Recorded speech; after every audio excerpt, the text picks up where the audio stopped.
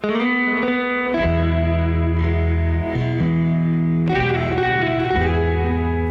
damos la bienvenida a las predicaciones del legado del reverendo Rolando Gutiérrez Cortés. Esperamos que sea de bendición e inspiración para tu vida. Probablemente cuando nosotros tomamos conciencia de lo que es ser miembros del cuerpo de Cristo, nos puede causar escozor a medida que vamos tomando conciencia de ello. Porque Cristo no muere por sí mismo, sino por la redención del mundo. Se entrega a sí mismo, pero en aras de redimir. Es un sacrificio redentor. Yo creo que cuando el mundo pide a nosotros razón de nuestra fe, el contenido de nuestra fe entraña el del sacrificio redentor. Cuando el apóstol Pedro está escribiendo a los hermanos en medio de la persecución del Imperio Romano y les está alentando a dar razón de su fe a través del martirio que sufren, les dice: santificad al Señor en vuestros corazones. Porque es en el corazón donde ha de darse la santificación para estar aparejados, de modo de poder responder con mansedumbre, pese a la persecución y pese a la hostilidad, a cada uno que demande razón de la esperanza que hay en cada creyente. Y cuando leemos este pasaje, en esa primera carta de él, en el capítulo 3, verso 15, nos causa escozor. Porque cuando hemos vivido con tanta libertad, pareciera que el siquiera imaginarnos esta tremenda responsabilidad nos causa esta inquietud. ¿Por qué somos creyentes? ¿Por qué somos miembros del cuerpo de Cristo? Implica tener conciencia de este sacrificio.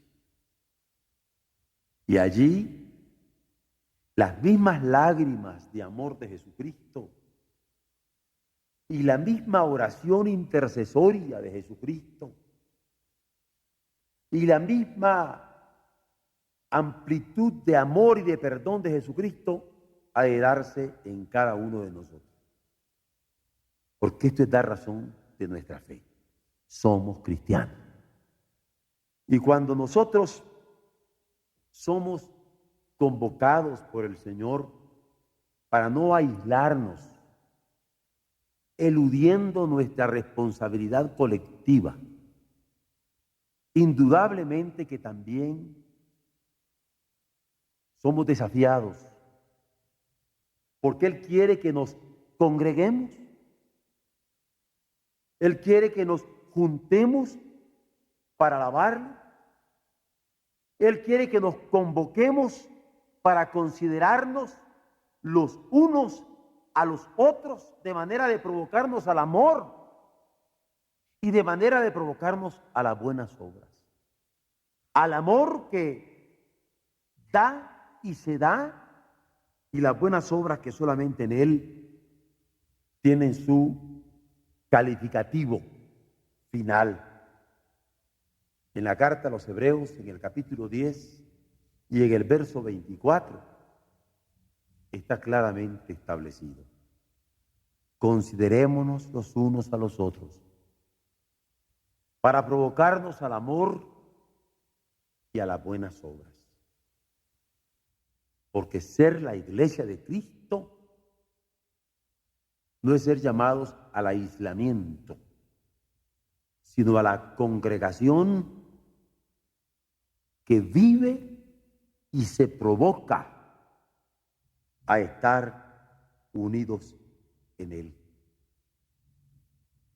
A veces, por otro lado, podríamos pensar que al congregarnos y estar disfrutando de la presencia de nuestro Señor, bastaría para satisfacer sus demandas en tanto que miembros del cuerpo de su Hijo.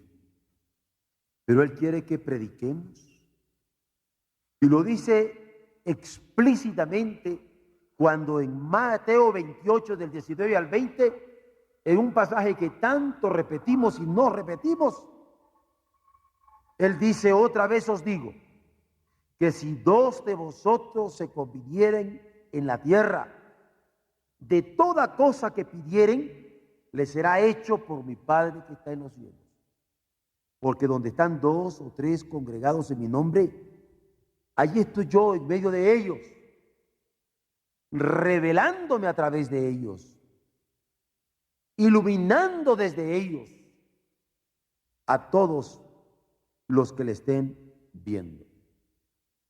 Porque ser miembro del cuerpo de Cristo y congregarse en su nombre y cultivarse en su amor y ser antorchas vivas de su gracia es transformarnos en lo que la Escritura llama dispensadores de la gracia, porque así lo demanda el Espíritu Santo, particularmente a los griegos, que eran extraordinarios oradores y filósofos, y dados a la polémica, a la diatriba, cuando le dice a través del apóstol Pablo, de la primera carta a los Corintios, capítulo 4 y verso 1, téngannos los hombres, todos los hombres, por ministros de Cristo, por siervos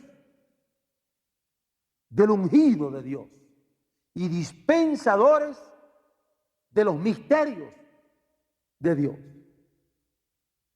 Y cuando nosotros somos participantes de la naturaleza divina en tanto que miembros del cuerpo de Cristo, o somos dispensadores de los misterios de Dios, o no nos ha amanecido todavía, como decía el profeta. Pero podría que nosotros nos reuniéramos, podría que nosotros de una forma espontánea brilláramos en este mundo. Sin embargo, pensar con eso basta. Pero por alguna razón el Señor, allí donde nos duele, nos demanda: necesitamos contribuir. Y cuando está hablando también a los hermanos de Corinto en el capítulo 16, versos 1 y 2 de esa primera carta, el apóstol se los advierte. Justamente después de toda una discusión del Cristo resucitado y exaltado por el Padre, diciéndoles: en cuanto a la colecta para los santos, haced vosotros también de la manera que ya lo tengo ordenado en las iglesias de Galacia.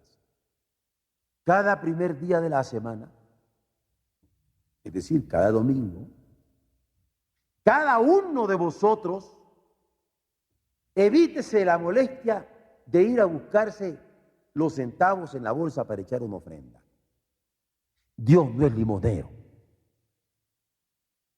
Cada uno de vosotros en su casa aparte lo que le va a dar al Señor, guardando lo que por la bondad de Dios pudiera, para que cuando yo llegare no se hagan colectas, porque no es colecta, sino ofrenda que se trae apartada, bendecida, para glorificar su nombre. Ser miembro del cuerpo de Cristo es tan desafiante que cuando nos damos cuenta de lo que Dios demanda de cada uno de nosotros y vamos tomando conciencia íntima de ello, vamos haciéndonos cada vez más sensibles a la misión que nos ha dejado para llevar a cabo. Claro que podríamos hacer todo esto y sin embargo descuidarnos en algo fundamental, que es el amor. Y digo descuidarnos en algo fundamental como el amor, porque el amor tristemente se puede fingir. Y hay un momento cuando la palabra nos advierte que el amor sea sin fingimiento. Y cuando está hablando en Romanos 12, 9 y 21, el apóstol Pablo, a aquellos cristianos que estaban metidos en el seno mismo del imperio, se los advierte diciendo, nada de fingimientos, mis hermanos, mucho menos en el amor. Vuestro amor sea sin fingimiento, aborreciendo lo malo, llegándoos a lo bueno. Porque no podemos decir que amamos si andamos buscando o haciendo lo malo. Amar es buscar lo bueno, es provocarnos a lo bueno, amándoos los unos a los otros con caridad fraternal, previniéndoos con honra los unos a los otros, advirtiéndoos con respeto los unos a los otros, tratándoos con reverencia los unos a los otros. Y esta palabra reverencia, tristemente, tampoco usada en nuestro medio y en nuestro vocabulario común, se ha arrancado por tanto manoseo, incluso en nuestras traducciones. Pero, ¿dice o no dice la Biblia la mujer reverencia a su marido? Pero nosotros, como hemos perdido el sentido de reverencia hasta con Dios, no reverenciamos nuestras relaciones. No hay reverencia para los padres. No hay reverencia para nuestras autoridades espirituales. No hay reverencia para nada ni para nadie. Lo cotidiano es que hasta los lavaropatrios se quemen, se arrastren y se pisoteen. Pero lo que la palabra del Señor manda a los suyos es este respetuoso trato, en donde la reverencia es básica, fundamental, para prevenirnos con honra los unos a los otros, no siendo vencidos de lo malo, sino por el contrario, venciendo con el bien el mal. El cuidado fraternal ha de ser en amor con estas características constitutivas del amor, en donde no se trata de sentimentalismos ni de sensibilillarías, sino de actitudes y actos concretos. Y así como Jesús dejó reglas de oro, como quisieres que los hombres hicieran con vosotros, así haced también vosotros con ellos. Hay de parte del mismo Jesús para los suyos, justamente cuando está lavándole los pies a sus discípulos en el capítulo 13 de Juan, cuando está con toda humildad, con un lebrillo y con una toalla, sirviéndoles y dándoles ejemplo para que siguieran sus pisadas, concluyendo su lección diciéndoles, quiero dejarles un mandamiento nuevo. No me diga, Señor, sí, un mandamiento nuevecito, que os améis unos a otros. ¿Eso es nuevo? Sí, sí es nuevo. Porque cada expresión de amor es siempre nueva, es siempre fresca. Y en el hermano, la expresión de amor se siente, se vive, se aprecia. Y si yo abrazo a mi hermano hoy,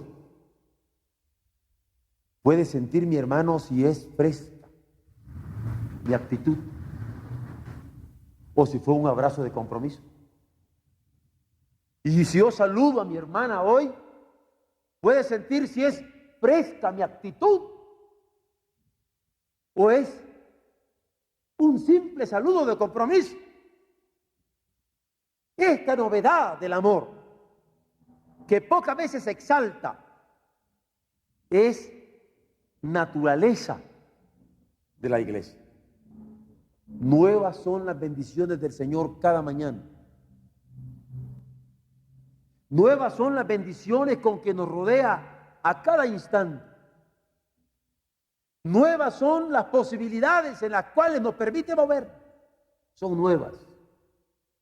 Lo de hoy no lo vivimos nunca antes. Pero en estos momentos el Señor nos permite por su gracia saborear la brisa de su amor. A los míos un mandamiento nuevo: amarse.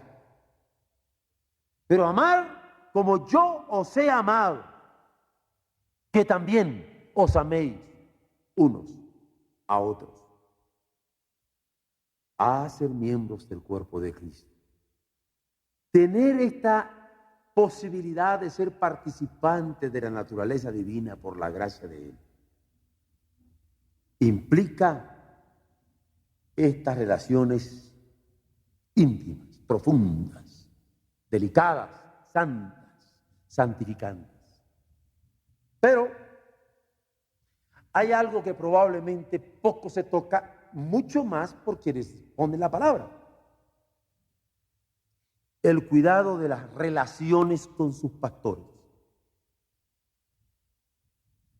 Muy particularmente cuando se es joven. Porque a veces la juventud se tiene en poco. Y no es lo mismo que una iglesia trate a un pastor mayor, maduro, que tiene determinada ascendencia espiritual, moral y vital sobre uno, que tratar a un pastor joven. ¿Qué experiencia tiene? ¿Qué nos puede enseñar teniendo en poco su vocación, teniendo en poco su tarea, teniendo en poco sus ministerios, teniendo en poco las grandes responsabilidades que por delante se le están presentando? Enormes desafíos. Solo me imagino yo en nuestra iglesia a un pastor recién salido del seminario, que la única experiencia homilética que pudo haber tenido fueron sus clases de escuela. ¿Cómo recibiríamos la palabra del Señor a través de sus labios? Que la única experiencia sobre asesoramiento es algún curso que tuve sobre psicología pastoral, y que no podría tener un trato de tú a tú con un psiquiatra o con 20. ¿Cómo respetarían aún nuestros psiquiatras a este nuevo pastor? Los mayores, ¿cómo lo veríamos? La iglesia ha de ser sensible a esto, porque el cuidado al pastor corre de cuenta de la iglesia. El pastor va a dar cuenta del cuidado de la iglesia, pero la iglesia tendrá que dar cuenta del cuidado de su pastor.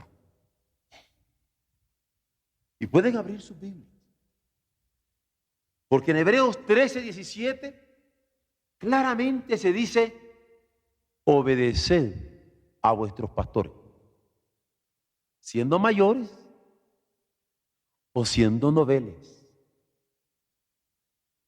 siendo ancianos o a lo mejor recién casados. Obedeced a vuestros pastores y sujetaos a ellos, porque ellos velan por vuestras almas con lágrimas y con responsabilidad, como aquellos que han de dar cuenta, porque no podrán eludir eso. Es más, la medida de una pastoral eclesiástica se tiene en la alegría de un corazón pastoral. Y qué hermoso es sentir esa alegría. Porque uno es amado y querido y respetado por su congregación, por su iglesia. Y qué hermoso cuando una iglesia puede ser enseñada en este amor. Les voy a dar un contraejemplo. Cuando a los 18 años mi hijo salió del hogar para irse a vivir a Monterrey, yo le hice un solo encargo. Quiero que el primer regalo de Navidad del pastor de tu iglesia sea el tuyo. Y con eso le decía todo. Es como cuando a Marianita le dije, cuando vino a hacerse cargo de la iglesia, en el aseo, lo único que quiero, Marianita, es que el lunes a las 11 de la mañana esté listo el templo. ¿Se acuerda, Marianita? O cuando vino la hermana Olga Ruth de secretaria y le dije, lo único que quiero, hermana, es que si estando uno teníamos 100,000 pesos, estando dos van a haber 200,000. Si no, uno de los dos está saliendo sobrando acá. Bueno, ¿qué pasa con una iglesia? Lo que yo le pediría a Oreb es que si el Señor le da un pastor jovencito la próxima semana, por cosas que él puede ver planeadas, el corazón más alegre puede ser el de ese joven pastor, porque tiene una iglesia que le ama, que le comprende, que le obedece y que se sujeta respetando su vocación y su ministerio, teniendo en alta estima la vocación que el Señor le hizo. Esto es fundamental, porque aquí no se trata de conocimientos formales, sino de sujeción espiritual, que es muy diferente. ¿O no es lo que dice el apóstol Pablo cuando advirtiendo a Timoteo que a ninguno se le ocurra tener en poco tu juventud? Aunque le advierte a él, pero tú, mi hijo, sé ejemplo a los fieles en palabra, en acción. Pero por el momento, el mayor gozo que podría yo tener como un pastor adulto en esta iglesia, maduro, respetado, conocido y reconocido, es que tuviéramos esa dicha con un pastor joven. Esta semana yo viví una experiencia singular, muy singular, en Huaxtepec. Tuve la oportunidad de dar una conferencia a un congreso que está reunido allí del Festival de la Familia. Y por la gracia de Dios yo puedo ser presentado de muchas maneras para ese tipo de conferencias. Era una reunión interdenominacional en donde habían de todas partes de México. Y no se me presentó como el presidente de la Fraternidad Teológica Latinoamericana, la cual me honro en representar. Y no por un periodo, sino por varios. No me presentaron como el presidente de la Convención Nacional Bautista de México. Y quien me estaba presentando era el obispo Ruiz. O sea, no es que no me conocía. No me presentó como el autor de tantos libros o el que ha convocado tales y tales conferencias mundiales. ¿Sabe cómo me presentó? Como el pastor de Oreb. Y estaba Tunis, Jorge Flores. Y cuando iba yo, me preguntó azorado porque me vio muy conmovido. Y le digo, viera qué bien me he sentido. ¿Por qué, pastor? Porque ni siquiera me presentaron como el pastor en Oreb. Porque yo no soy un pastor en Oreb. Soy conocido como el pastor de Oreb. Ay, hermanos, qué gozo. A mí me honra, a mí me da mucha alegría. totalmente. Y qué hermoso poderlo decir con la autoridad del conocimiento de ustedes. Pero qué hermoso que esta misma alegría pueda tenerla un joven que esté haciendo sus pininos aquí, pero no en virtud de su conocimiento, sino de la conciencia de ministerio nuestro, como iglesia madura, tengamos la capacidad de respetarlo como el siervo que el Señor nos puso para dirigirnos en determinado momento. Eso sería mi mayor gozo a estos niveles pastorales, para que lo hagan con alegría y no gimiendo, porque esto no os es útil. Ser miembro del cuerpo de Cristo requiere ser consciente de esto. Pero hay más. Porque nosotros, en tanto que miembros del cuerpo de Cristo, consciente cada uno de nosotros de ello, hemos de cultivar nuestras relaciones con los de fuera. Y así lo expresa la Escritura. Cuando dice, así que entre tanto que tenemos tiempo, hagamos bien a todos. Y mayormente a los domésticos de la fe. Gálatas 6:10. Hagamos bien a todos. Porque como iglesia estamos llamados a ello. A hacer bien a todos. Pero hacer bien a todos podría quedar solamente en buena obra. Y hay una obra que para nosotros es importante. El orar. Porque ¿de qué me serviría dar sin orar por? Y cuando Pablo está hablando a los hermanos a través de Timoteo, justamente en el capítulo 2, verso 1 de la primera epístola a Timoteo, le dice, amonesto pues, ante todas cosas, con prioridad, como diríamos hoy, que se hagan rogativas por los de fuera, que se hagan oraciones, peticiones, hacimientos de gracia por todos los hombres. Y vean ustedes lo reiterativo. Y al mismo tiempo, la adición que se va dando. Rogativas, oraciones, peticiones, hacimientos de gracias por todos los hombres. Esto implica ser miembro del cuerpo de Cristo. Hacer el bien, pero por una vez que se dice hacer el bien, se dice rogativas, oraciones, peticiones, hacimientos de gracias por todos los hombres, con una insistencia de martilleo de parte del apóstol. A ser miembro del cuerpo de Cristo, de la iglesia de Cristo. Pero podríamos hacer el bien y podríamos orar, pero con una actitud hostil, porque se da. Pero justamente es el mismo apóstol Pablo cuando habla a los hermanos de Roma que les dice, si se puede hacer cuanto esté en vosotros, tened paz con todos los hombres. En cuanto dependa de vosotros, si se puede, tened paz con todos los hombres. Porque podríamos hacer el bien, podríamos orar, pero todo tener esta paz. Pero podemos inflarnos, y cuidado.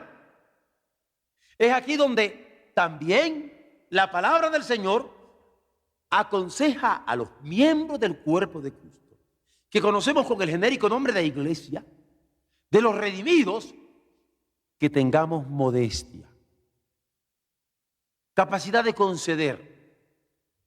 Y en Filipenses 4:3 dice, asimismo te ruego también a ti, hermano compañero, ayuda a las que trabajaron juntamente conmigo en el Evangelio, con Clemente también y los demás colaboradores, cuyos nombres están en el libro de toda la vida. Que vuestra gentileza, que vuestra modestia sea conocida de todos los hombres. Pero luego hay algo más que se añade. Que a nadie infamen.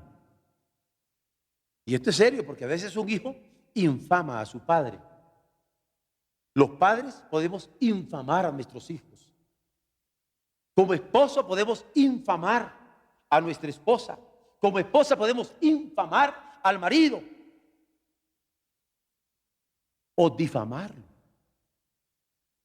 Pero dice la palabra que a nadie infamen,